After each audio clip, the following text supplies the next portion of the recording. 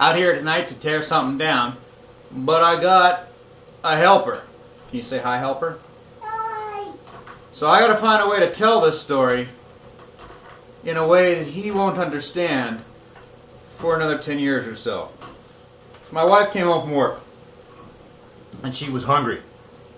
She had needs that only I could solve. She just said she needed me and my hands to do something for her, to loosen her up a little bit, to mix her peanut butter. Now I started in there with a spoon and I was digging and a gouging, and I just wasn't doing it for her. We needed a little electric help. So I brought out the West Bend, which is I think a Sunbeam clone, mixer. And I put one beater in there. And I get in and I start to work it. We are getting, it's getting hot. I can smell the heat rising. It's getting creamy. It's getting good. And I'm getting deeper and deeper and deeper. And then, oh, a cramp. A mixer cramp. There's a crunch. And the beater stops turning. Did that really happen? That did really happen. And my wife was pretty upset about that. Obviously, you can't just mix half a woman's peanut butter. Where are you going? I'm going to help Mommy. You got to finish the job you started.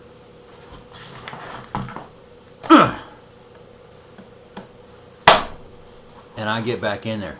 And wouldn't you know it, just about the time that Adams is reaching the pinnacle, the climax of creaminess, crunch. Another mixer cramp. Leaving me with a mixer that is all show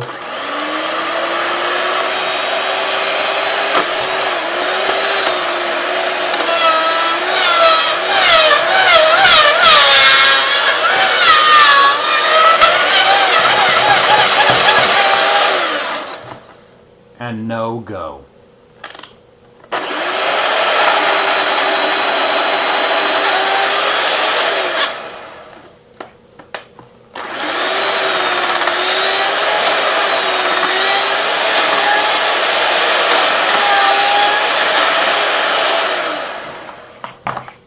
So I figure it behooves us to come to terms with our disappointment and see if we can't figure out what went wrong. What left Mama disappointed? And her peanut butter still chunky.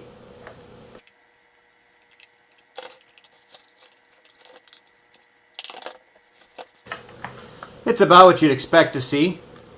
We have got ourselves a worm drive motor with a couple of auxiliary gears.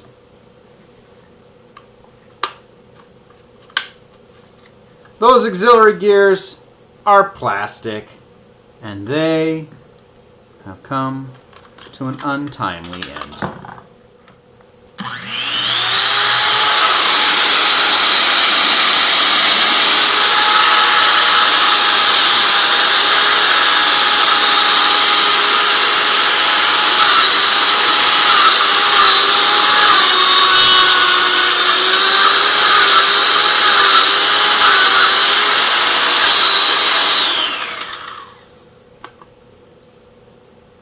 What a bummer.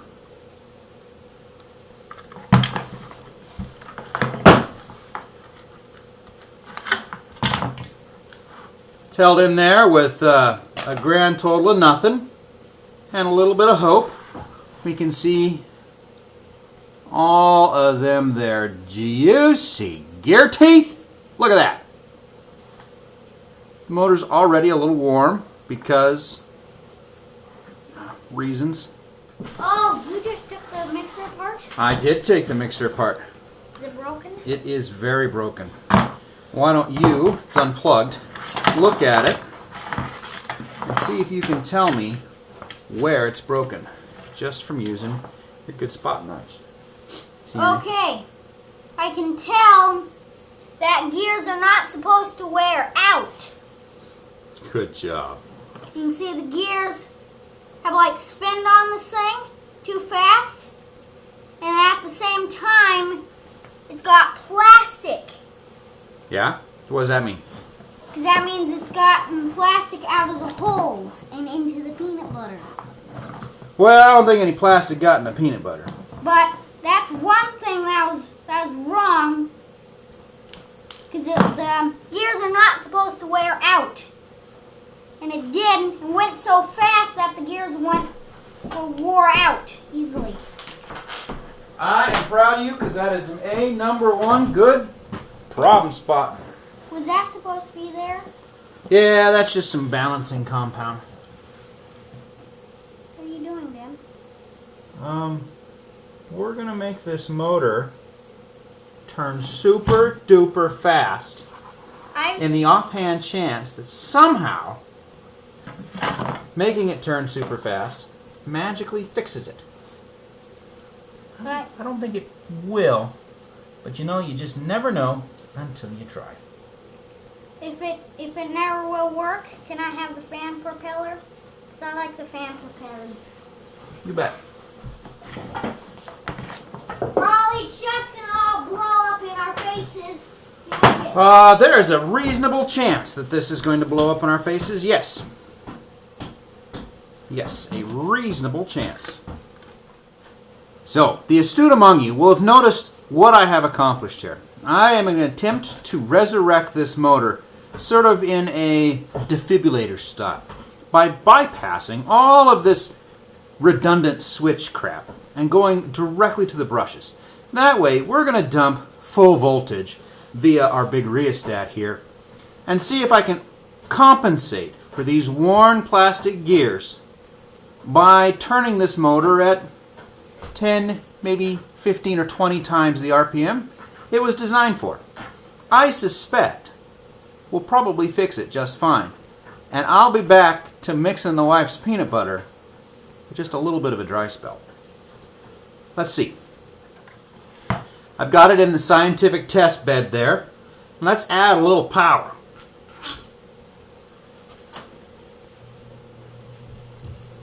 So there's 20 volts directly to the brushes. 25. 30. Don't stand directly in line of it. Stand back over here. Because if the parts go, they're going to go this way, all right? 35, 40, 45, 50, 55, 60, 65, 70, 75.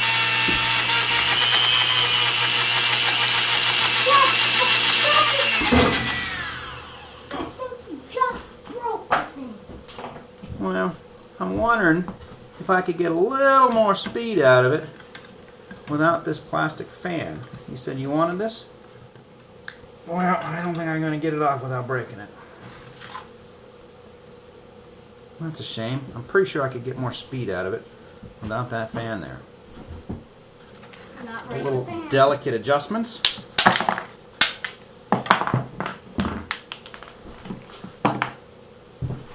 So, you can see here that when it was vibrating on the thing,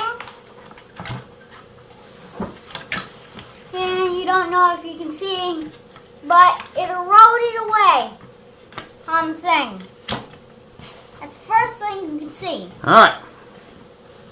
Stand back so you're not in the direct line there. Whatever happens this time is the last time it happens with this thing. Here we go. Oh, already better. 30, 40, 50, 60, 70, 80, 90, 100.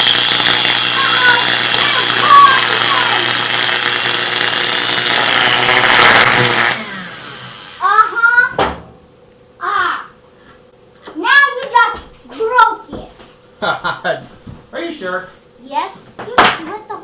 It's still burning. You burnt the motor. See all that smoke in the air?